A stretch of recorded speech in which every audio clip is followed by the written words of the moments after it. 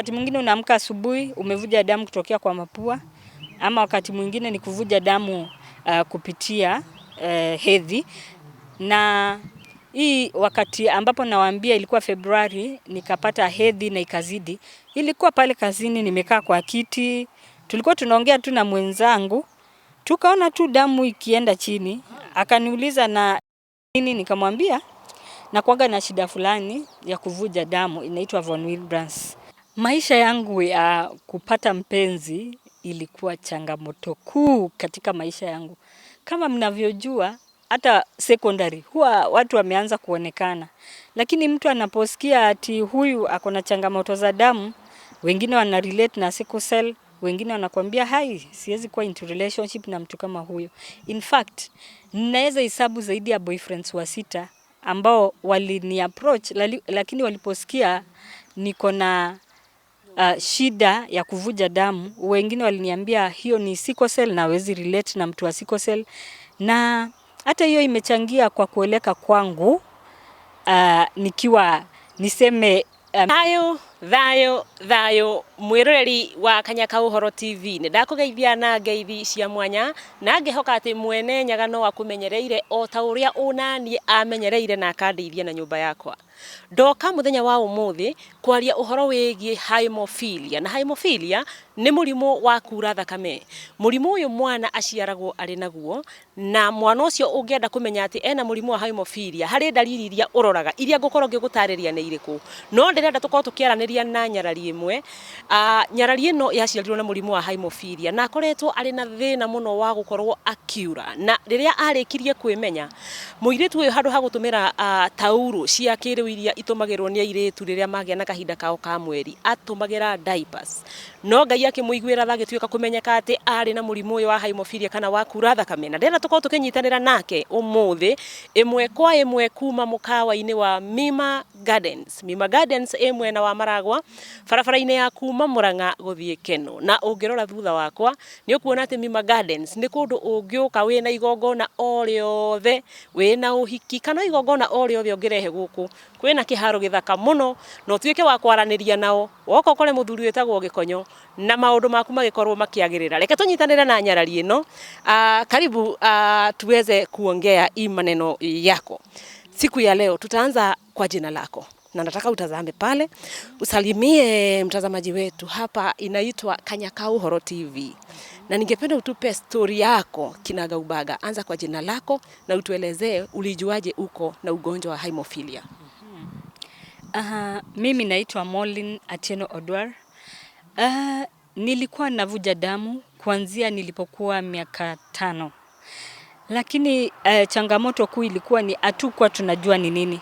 Nilikuwa navuja damu kutoka kwa mapua na haikuwa inasimama. Ama niseme chembe chembe zile za kugandisha damu hazikuwa. Kwa hivyo wakati mwingi nilikuwa napelekwa hospitalini, hizi clinics za kawaida, tulikuwa tunaishi Mathare. Nafanyiwa first aid, inakataa kusimama usiku mzima.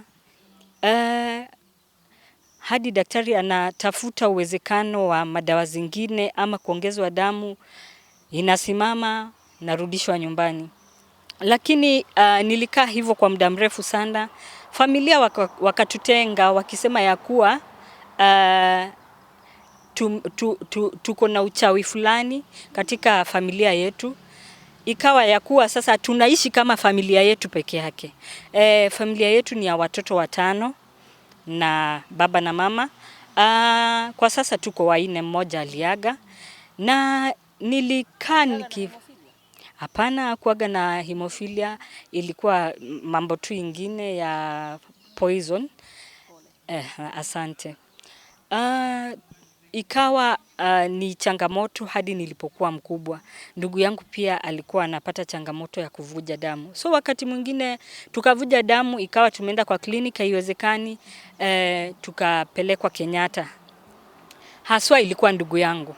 So alipopelekwa hospitali ya Kenyatta, na mimi nikaenda kumuona. Nilikuwa katika darasa la form 2. Na kwa wakati huo nilikuwa nimeenda kumuona ili kama familia kusaidiana tuone ni vipi.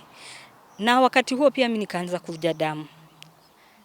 Nilikuwa natoa damu kwa katika mapua na pia hedhi. Tukaweza kupimwa sisi, mimi na ndugu yangu, ndio ikapatikana ya kuwa niko na ugonjwa wa von Willebrand's disorder of blood. Von Willebrand's disorder of blood iko katika klasi ya hemophilia. Of course unavyosikia jina yake ni tofauti na hemophilia A ama B. Mimi niko na von Willebrand's disorder of blood. Hii imekuwa changamoto sana kwangu, kwa kuwa kwangu, kwa masomo yangu, kwa sababu mara nyingi ukipata hedhi kama wanawake tunavyojua, unatakanga ikue kitu ambayo ni siri, lakini kwangu si siri tena, kwa sababu naweza vaa pad kama kawaida na itoke ipite pad. So mpaka wakati nilipopata usaidizi, kwa wakati huo hata pesa ya pads ilikuwa changamoto. So unaivaa tu ikizidi pads, inaenda kwa nguo, unakosa kwenda darasani, na wakati mwingine ilikuwa inapita wiki. So kwa wakati huo nilikuwa enda Kenyatta napatiwa kitu inaitwa fresh frozen plasma. Kwa hivyo tuliishi hivyo kwa muda, kwa sababu mimi nikiwa form 2 ilikuwa the year 2000. Na hiyo wakati ndio sasa ilijulikana ni shida gani niko nayo. Na kwa vile hakukuwa na kitu tunaita factors, tulikuwa tunapatiwa kitu inaitwa fresh frozen plasma, ambayo ni chembe-chembe zinazotolewa kutoka kwa donation ya damu ya watu. Toa ile chembe-chembe ya kugandisha damu ndio unaongezewa. So ikawa hivyo kwa muda mrefu tu, hadi wakati Kenya Hemophilia Association ilipokuja na association ambayo inaitwa Jose Memorial Hemophilia Society of Kenya. So wakati huo ndio tukaanza kupata education kidogo, lakini kwa wakati huo knowledge ilikuwa ni ya kuwa hemophilia ni ugonjwa inayohusiana sana na wanaume. Na hata ukiangalia kwa sasa si wanawake wengi wamepata kujulikana kama wako na ugonjwa wa kuvuja damu ama hapana. Kwa hivyo nilikuwa naenda hospitalini, kila mtu anauliza swali, wanawake pia wanavuja damu? Tukipatana kwa vikundi hizo za association naulizwa the same question. Lakini imekuwa safari ndefu tu kabisa. Nilikuwa katika masomo ya unatoka shule, unarudi, unalazwa, unatoka. Kidogo kwanza Winnie, na pole kwa kukatiza. Nilikuwa nataka unielezee. Kuna hii ugonjwa umesema ni ya kuvunja damu. Unapata hedhi lakini sio hedhi ya kawaida. Ningependa uelezee mtazamaji wetu ndio aweze kuelewa. Unajua akisikia hedhi anafikiria ni ile tu periods ya kawaida. Utuelezee ilikuwa kiasi gani, namna gani. Umeniambia hapa haukuwa unatumia pads anymore. Ulikuwa unatumia umeziitaje? Pampers. Na tunajua pampers ni za wale watoto ambao wana mkonjo nini. Ningependa unielezee hiyo ni ilikuwa inatoka mawe, ni maji kiasi gani? Na ilikuchukuliaje wewe kama msichana? Unajua kuna ile sasa usichana wako hutaki kujianika sana, uonekane ni kama wewe hauko msafi, vitu kama hizo, na tunajua vile African inachukua ni kama tabu.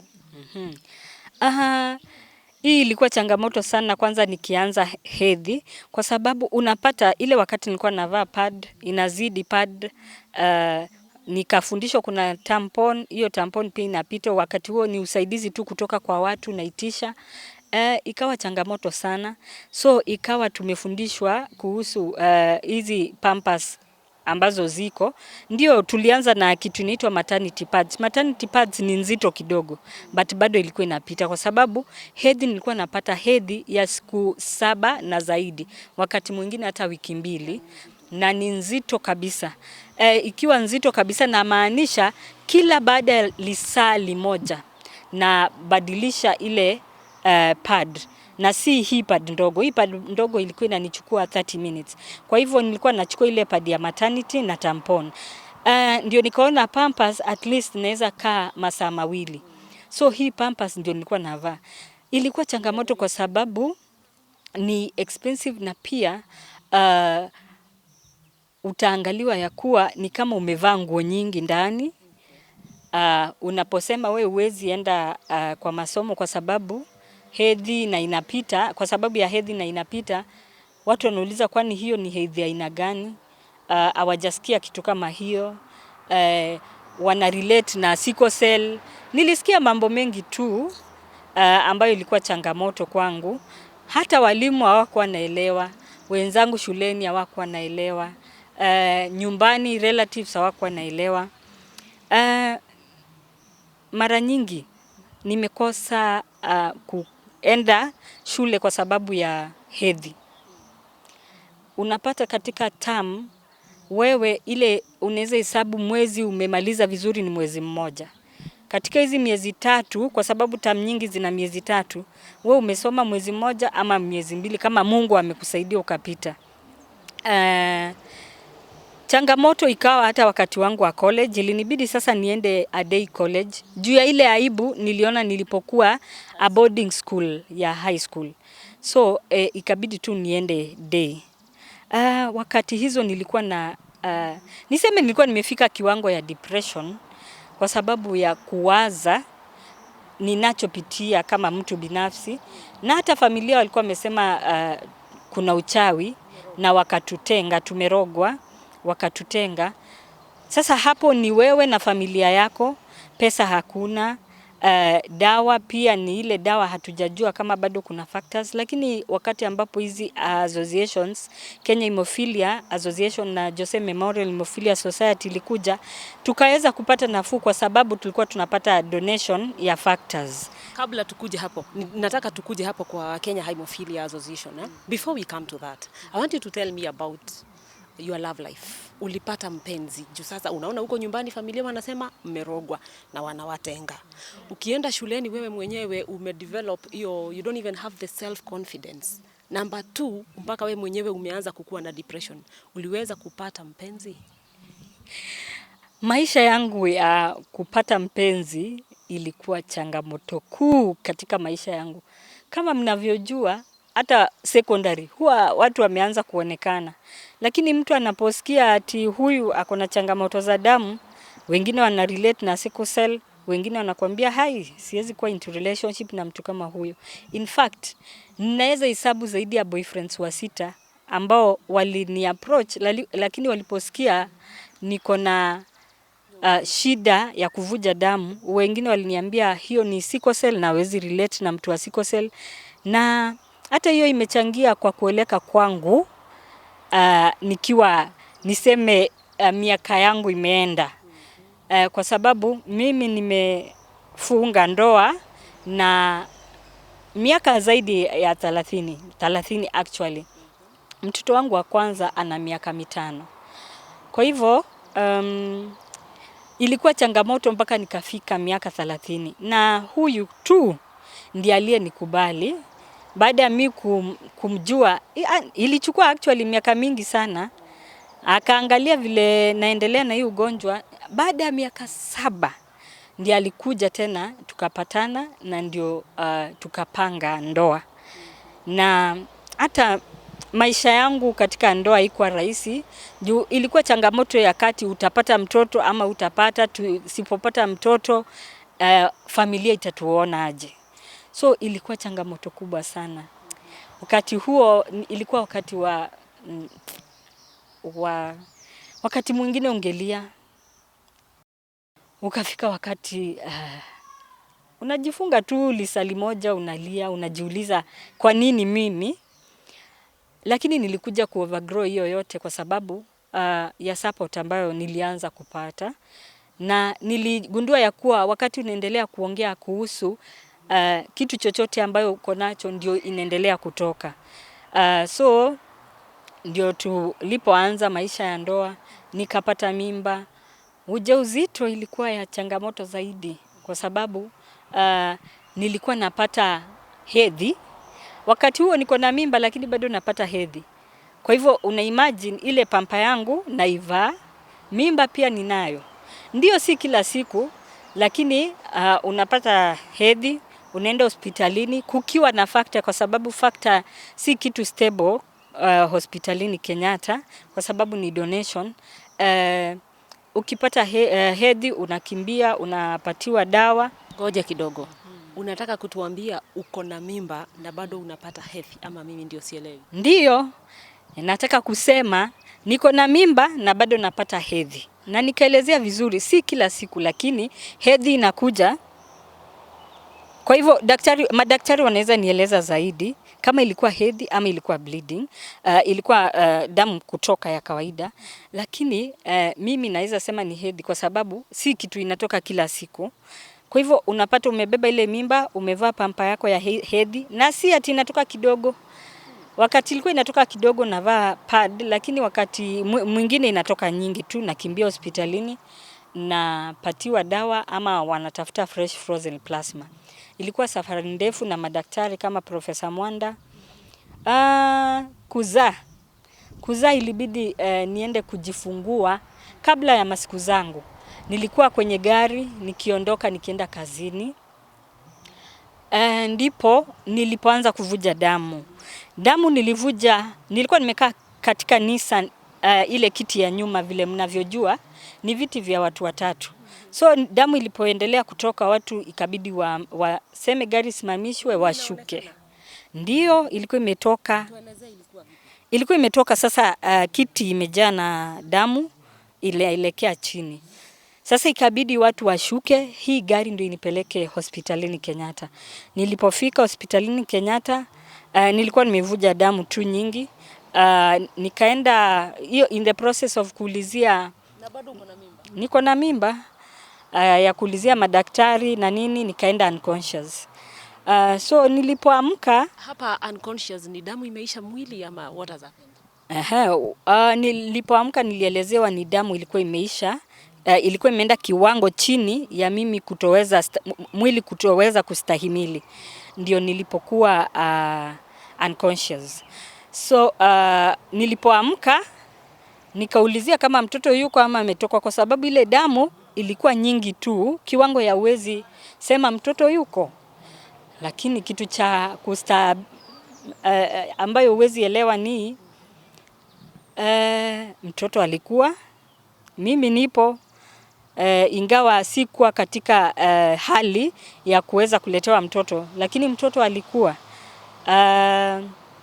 Niliambiwa walivuta mtoto kwa njia ambayo inaitwa vacuum, sikuelewa, lakini mtoto nilimzaa, alipimwa na hakuwa na von Willebrand's disorder of blood, na mshukuru Mungu. Lakini wacheni niwaambie wapendwa, ni kijana. Hii safari imekuwa ngumu. Nikiongezea katika maisha ya kutafuta Kabla tufike kwa safari umekaa kwa sasa kwa hospitali, umepata mtoto na amevutwa vile umesema, umekaa sasa hospitali for how many days for you to be discharged to go home with your child? Nilikaa hospitalini zaidi ya wiki 2. Nilikuwa bado natumia catheter kama mnavyojua. Catheter ni nini? Nilikaa huko mtoto siku za kwanza 3 sikuweza hata kutoa maziwa kwa sababu ya hali yangu.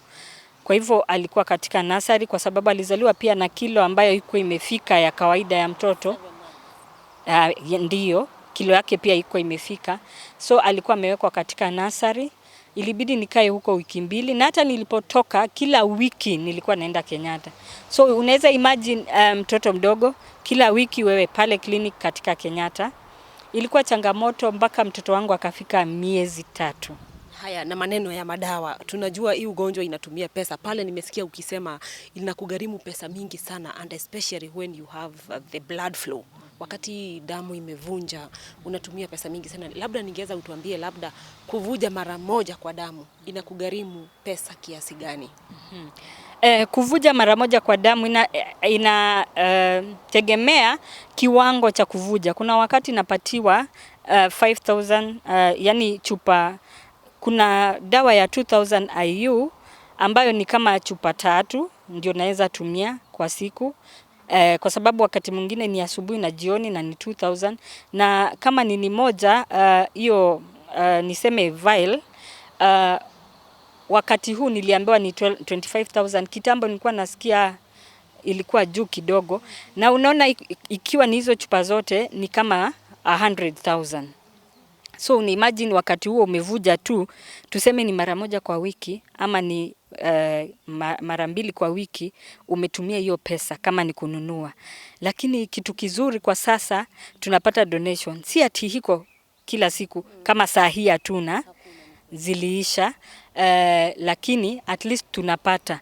Kwa hivyo sasa nikivuja damu kama leo, itabidi watu wakuje wanitolee damu, ndio watafute zile chembe za kugandisha ndio waniongeze. Inaitwa fresh frozen plasma. Haya, tunajua na pole sana, and God forbid usivunje tena. Tunajua kuna yale magonjwa ambayo yanapata wanawake. Na tukienda sana kwa gynecologist, wanatuambia haufai kuvaa diaper, haufai kuvaa hizo pads, especially the heavy ones, kushinda nayo juu ya ile joto isikuharibu pale kwa private parts. Na yeye mwenyewe unatukuja kutuambia hauko hata unatumia sanitary pads, ulikuwa sasa umegeukia the diapers, na tunajua vile zinafanya mwili wa mwanamke kwa ile joto. Sasa sijui kama wewe ulipitia hayo shida ya yeast infections and all that because of the heat that emanates from the use of diapers. Kwa kweli mwanamke akitumia vitu kama hizo huwa unapata hizo ugonjwa za sehemu za siri. Lakini mimi nimepitia pia, siwezi kataa, nimepitia kwa sababu hiyo ni kitu sasa imekuwa kama kawaida ya maisha. So wakati huu nikitumia naweza pata, wakati ule nikitumia naweza kosa. Kwa hivyo hii imekuwa tu changamoto.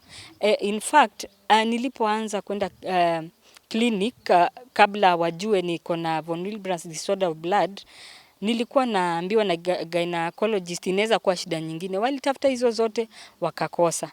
Na matibabu pia ya hizi ugonjwa za sehemu za siri pia inaangaliwa. Kwa hivyo niseme fungal infection ni kama kawaida. Wakati huu naweza kama miezi 3 nisipate, hivyo tu. Hiyo ni changamoto ambayo iko pia pale. Tulisema hapa kwa Kanyaka Uhoro TV tunaongea kinagaubaga. Umeniambia pale kupata bwana ilikuwa issue, but Mungu alikuonekania na ukapata bwana mzuri ambaye anakuelewa na anaelewa shida yako. Lakini sasa uko kwa nyumba labda na umevuja damu, na tunajua wanaume sometimes anashindwa kustahimili, unajua ile mahitaji yao, sexual urge and all that. Has it affected your marriage?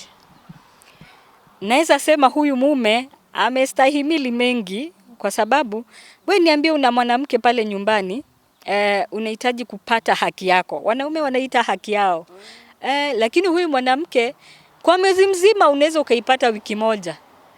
Na hiyo wiki I believe si kila siku. Naweza kusema amestahimili mingi. Mengine pengine hata aongei, anaongea kimoyomoyo, anajiuliza kweli napitia, lakini ameweza kuvumilia. Kwa sasa hatujakaa sana kwa ndoa, tuna miaka kama 7 hivi. Hatujakaa, lakini naweza sema amejaribu. Kama mimi mwenyewe ningeingizwa katika kiatu chake, sidhani kama ningestahimili. Kwa sababu vile nimekuambia, kwa mwezi unanyimwa haki yako, unaipata tu kwa wiki moja, na hii wiki namshukuru sana mume wangu kwa kuwa na mimi katika kila jambo. Hata wakati huo nilipopata mtoto, yeye ndiye alikuwa anabeba mtoto kila wiki pale kwenda katika kliniki. Hata wiki ya kwanza nakumbuka alikuwa amebeba mtoto, kichwa ikiangalia chini, tunachekelewa pale town. Lakini tumejaribu hadi tumefika pale tulipo. Hata bado tunafikiria kupata mtoto wa pili. Kwa sasa naelekea miaka 40, lakini bado nina hiyo hofu, nipate nisipate. Kwa sasa bado unavuja damu, as in how often do you have that heavy bleeding? Kama tunavyojua dawa haipatikani kila wakati, na mwili zile chembe za kugandisha damu zikirudi chini huwa navuja. Kwa hivyo kwa wakati huu siku ya mwisho nilipopata hii shida, kama nilikuwa nataka kusema, kazi kupata imekuwa ni shida. Kwa sababu wewe mara leo umeomba off kazini, umepata hedhi zimezidi, wengine hawaelewi. Nilikuwa nafanya kazi ya Amref, wao walikuwa washanielewa, kwa hivyo nilikuwa wananipatia hiyo ruhusa na hata walikuwa wananielewa. Lakini sasa ilipofika mwaka wa 2021, wahifadhi wa Amref walikuwa wanatoka, kwa hivyo kazi zetu ziliisha, ilikuwa kupata kazi nyingine. Kuelezea huyu employer mwingine ama anaikuandika mwingine ni kibarua, kwa sababu hao wenye uko nao kwa kazi. Nafanya kazi kama mhudumu wa afya pia. Sasa kuwaelezea niko na hii changamoto ni ngumu, Kwa sasa ninaweza sema siku ya mwisho mimi kupata hedhi na ikanizidi kazini ni mwezi wa pili this year. Hata last month ilikuwa juu, lakini niliendea dawa nikajidunga. Juu wakati mwingine unaweza ukajidunga. Yenye ilinifanya nikue chini na nikaenda hospitalini ilikuwa Februari. Hawa walikuwa employers wangu wageni. Kwa hivyo hawakuelewa. Lakini kwa sasa wameanza kunielewa. Juu nilianguka kama nimetoka kuvuja damu kwa wingi. Nikaenda hospitalini, nikakaa muda wa wiki 3. Kumbuke umeenda hapo hata hujamaliza mwezi, ndio huyo wewe hospitalini. Kwa hivyo niliingia huko mwezi wa Oktoba, lakini naweza sema tangu hiyo siku tarehe 1 ya Oktoba last year, nimefanya kazi tu vizuri miezi 3 kwa sababu ya kuvuja damu. Kwa sababu wakati mwingine unaamka asubuhi umevuja damu kutokea kwa mapua, ama wakati mwingine ni kuvuja damu kupitia hedhi. Na hii wakati ambapo nawaambia ilikuwa Februari nikapata hedhi na ikazidi, ilikuwa pale kazini nimekaa kwa kiti, tulikuwa tunaongea tu na mwenzangu, tukaona tu damu ikienda chini, akaniuliza na nini, nikamwambia na kuanga na shida fulani ya kuvuja damu inaitwa von Willebrand. Ndiye akaniambia wacha niite madaktari. Nikamwambia hapa vile unaweza nisaidia ni hii nguo yangu kama utaweza kuosha unioshe nipate kitu ya kuvalia juu, lakini uniletee ile cotton yote yenye inatumika pale dressing juu sikuwa nimebeba pampa niweze kuweka nikimbizwe kanisa hospitalini. So aliniletea nikaeka nikakimbizwa na Uber mpaka hospitalini. So naweza sema hii ni kitu napata mara moja kwa miezi 3, kila mwezi, wakati mwingine hata namaliza miezi 6 bila kupata shida, lakini nikimaliza miezi 6 huwa nimepata dawa kwa wakati unaofuatana. Kwa hivyo ningeomba sana serikali iweze kutusaidia kwa kututafutia madawa na hata pia kutuweka kwa program ambayo tunaweza kuwa na nafuu kwa uwezo wa kununua dawa. Kama sasa tusipopata donations za dawa ambazo tunaita factor, ni wewe mwenyewe uende utafute ununue na ni bei ghali. Hata mimi mwenyewe pesa ninayolipwa mahali nafanya kazi haifikii hata nusu ya madawa ambazo nitahitaji nikipata bleed wakati mmoja tu.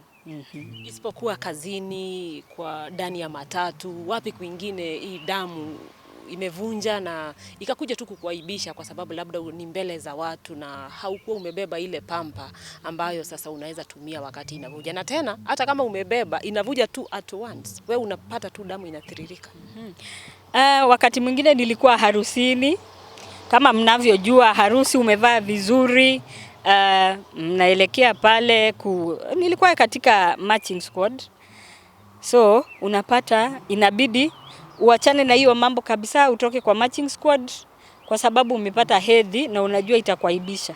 Nikaondoka tu nikatafuta mahali na nikapelekwa nyumbani kwa sababu niliweza kuvuja damu. Niseme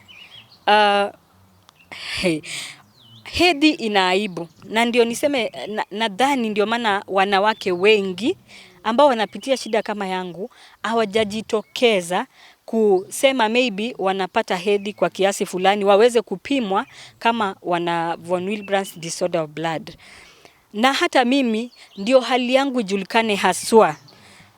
Nilipoangaliwa pale Kenyatta nilijulikana tu niko na von Willebrand disorder of blood, lakini ndio nijue haswa, ndio nikubali, nilijiunga na wakati mwingine tulikuwa na global fundraising pale ilikuwa inaitwa Lyco Regency, na nikakutana na dada anaitwa Lori Kelly, ana deal na Save One Life, inayodeal na watu wanaovuja damu wanasaidiwa. So mimi nikaona hapa kuna uwezekano wa kupata usaidizi, nikahusiana na yeye kwa ukaribu. Alikuwa ananitumia mails kuhusu hii shida ya kuvuja damu.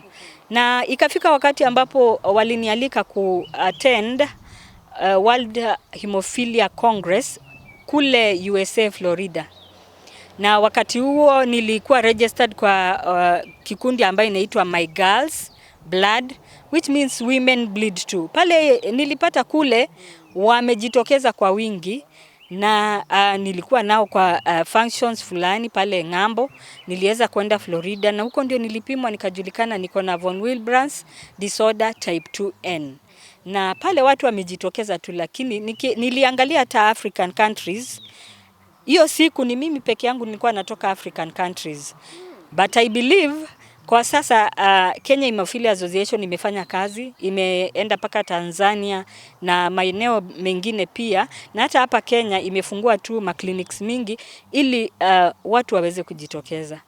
I want you to talk to a fellow woman out there. Kuna wamama wengi vile unavyosema ambao wanaficha na hawataki kabisa kusikia ama kutaja maneno ya hedhi. Wengine wao wako na very heavy bleeding na hawajui kama ni shida yenye uko nayo ama ni shida nyingine yoyote ile. Talk to them, waambie there is hope in everything. Just encourage them, na unaweza wapatia hata namba yako, mwenye anataka kukufikia anaweza kufikia. Ningependa sana kusema wanawake hapo nje, sababu za hedhi kuwa nzito ama mingi ni nyingi tu, lakini ndio ujue hedhi yako inakuwa nyingi kwa nini. Lazima tujitokeze, tuweze kupimwa ndio tujulikane hii hedhi inatoka nje, yani inakuwa nyingi kwa nini. Kuna hiyo aibu ya watu watanionaje, ama kama mimi niliambiwa familia yetu imerogwa. Lakini kujitokeza imenisaidia. Kwa sasa nimeishi miaka 38. Je, kama singejitokeza ningeishi hizo miaka 38? Na pia familia yetu hatukuwa tunaelewa ni nini inatufanya. Pale hospitalini kibahati tulipimwa. Niambie kama hemophilia ingepimwa, ningekuwa wapi leo? Ningekuwa na mtoto, ningekuwa na ndugu yangu angekuwa naishi, kwa sababu katika familia yetu babangu ndio anayo von Willebrand's disorder of blood na ndugu yangu na mimi. Kwa hivyo ni babangu alikuwa nayo, sisi tukaweza kuipata. Sasa niulize, je, unapojificha pale unajipangia nini katika maisha? Mimi nawatia moyo ya kuwa kujitokeza pale itasaidia wewe kuishi maisha marefu, na pia itakupatia uwezekano wa kila mtu ana goals katika maisha yake, ya kuweza kuachieve ile goal yako katika maisha. Wacha tujitokeze kama wanawake pale nje, tuweze kuja, tujitolee, tupimwe. Ndio unaweza pimwa ikapatikana si von Willebrand's ama hemophilia, lakini shida yako ambayo uko nayo haswa itajulikana. Na ni hayo tu ningependa kuambia wanawake. Mimi naitwa Molina Tieno Odwar, namba yangu ni 0726 764 768. Niko katika association ya Kenya Hemophilia Association, niko pale Kenyatta, na pia mimi ni member wa Jose Hemophilia Society, na Jose inasaidia tu wakati mwingine kwa madawa, lakini wale ambao wanasaidia sana ni Kenya Hemophilia Association kwa sababu ya kupimwa, wako pale hospitalini Kenyatta, wanaendelea kufungua clinics kila mahali. Kwa hivyo nitapatiana usaidizi, ukiwa mahali popote nitakwambia hospitali iliyoko karibu. Asante sana, lakini kabla tumalize ningependa utuelezee, kuna wale dada na ndugu zetu ambao wako na HIV and AIDS. Na hii ugonjwa wa HIV and AIDS, bwana na bibi wakijulikana mmoja wao wawili wako na hii ugonjwa, wanapewa zile madawa ndio mtoto ambaye watakaopata asiwe na hii ugonjwa. Katika hii hali yako, hakuna hata kama ni hereditary, hakuna hii madawa yoyote mtu anaweza pewa ndio msipate mtoto mwenye ako na ile shida? Ikija katika ugonjwa wa von Willebrand's disorder of blood, hakuna dawa yoyote ambayo inatumika kwa sasa kuzuia ili usizae mtoto ambaye hana von Willebrand's disorder of blood ama hemophilia. Kwa sasa ni ile tu Ukizaa ambaye anaye sawa, ukizaa mwenye hana pia ni sawa, lakini tunashukuru Mungu kwa sababu tunaendelea, kwa utafiti unaendelea, na nimesikia kuna dawa imekuja inaitwa Hemlibra ambayo ukidungwa unakaa kwa muda bila kupata kutokwa na damu. Kwa hivyo hayo mengine daktari wanaweza wakaelezea zaidi, lakini kwa sasa hiyo tu ndio kitu inanipatia moyo. Lakini kwa upande wa kuzuia maybe usizae mtoto ambaye anayo, bado utafiti hujafika hapo. Kwa sasa ni ile kama uko nayo, ukizaa mtoto maybe wa kwanza asipatikane nayo kama wangu, bahati kwangu, wa pili akipatikana nayo pia ni sawa. Unasema maisha iendelee.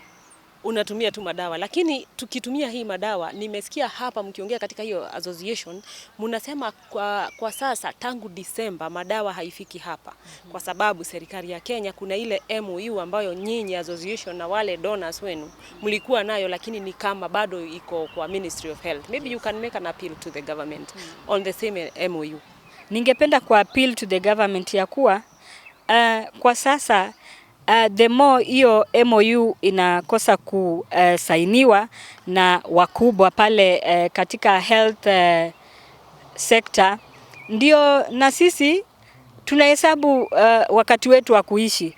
Kwa hivyo ninge request sana watusaidie ili tuweze kupata madawa hizi za donation, na hata zaidi wafike kwa kiwango cha kututafutia madawa. Ndio. Okay, na sijui kama kuna jambo lolote ambalo umesahau ungependa kuongeza kabla tumalize, ama kusema kuhusu hali yako na wale wako pale nje ambao hawajajijua. Kuna wale ambao najua wanaishi na hii shida, na hata pengine uwezo wa kupata pads ni shida.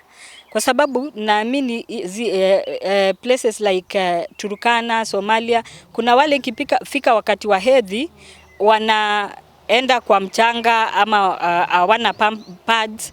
Kwa hivyo unapata hii ni changamoto. Najiulizaga swali kimoyomoyo. Je, hawa ambao pengine wako na hedhi kama yangu ama wako na shida ya hemophilia na wako pale wamenyamaza na hata hizo pads hawawezi pata, wanaishije? Ningeomba sana serikali pia iweze kuchukulia hii kama kitu ambayo inafaa kuchukuliwa, kutangazwa ili watu wajitokeze nje, kwa sababu kuna mmoja ama wawili ama watatu ama wengi tu wamekufa bila kupata chance ya kuenda kupimwa ama bila kupata habari kama hii. Wanaweza tusaidia hata kwa upande wa advocacy ili wengi waweze kujua hali yao, si kwa wanawake tu. Mimi nasema kama mwanamke, wanawake wajitokeze, lakini pia kuna vijana pale nje wanaoishi na hemophilia A and B ambao hawajajitokeza. In fact wanaume ina affect kwa sababu wakibleed hapo mahali panafura ama joint inaleta shida. Wanaume wanaweza kuwa wanaumia pale nje na hawajajitokeza. Tujitokeze ili tupimwe, ijulikane na tuweze kupata usaidizi. Asanti sana mtazamaji, na natarajia umesikiza maneno yote ambayo huyu mwanadada ambayo amatuelezea kuhusu hii ugonjwa ya kuvuja damu. Na kwa kahinda gaka ndĩreciria mwiroreri wa Kanyaka Uhoro TV no wathikiriria nyarari ino agitutariria mathina na ruo ruria ahitukiire ni undu wa gukorwo akiura thakame. Na ndaraniria na Jane Mugaca uria wi guku muthenya wa umuthi, na ni nurse kuria thibitari wa Murang'a. Jane Mugaca aratwira mirimu ino ya kura thakame mundu aciaragwo nayo, na arera aciari wagia mwana ukarora mukonyo wa mwana ucio, mukonyo ucio wakorwo ni ugukorwo ukiura thakame muno, kana mwana hihi wa muhutia handu kona ni aiba, kana akagia na ka uiro kana kuira kaundu, mwana ucio ni abati gukorwo agithimwo ndakae gukorwo na murimu wa hemophilia kana kura thakame. Ni ndacokia ngatho ni undu wa gukorwo wikarite haha guthikiriria ndeto eno. Turehoka ati aciari ni mugukorwo mukirora ciana cianyu, nao airetu we ungikorwo wi hau wi mutumia na wina murimu uyu wa kura thakame, tiga gwitigira. Gikuyu augire muhithi njaga ndaciaraga, uguo itikira kwiyumiria na nigetha mukorwo mukirwa hamwe na munyarari eno na angetao mukorwo mukigeria kuhurana na maundu ta maya na mukahota guteithika. Ngukinyia hau na ngucokeria ngatho muno ni undu wa unyitaniri waku. Tuthie na mbere na gukorwo tugisubscribe hau ahinyoka uga subscribe nigetha tukorwo tukinyitanira na maundu mangi maingi maria turiaragia na tugateithania. Wakiigwa kama huwa ngunyira niguo ngururirie na nguthererie, tondu gaka ni Kanyaka Uhoro kuma Metumi Ndigimagoro. Ritwa riakwa ni Sera Wambui.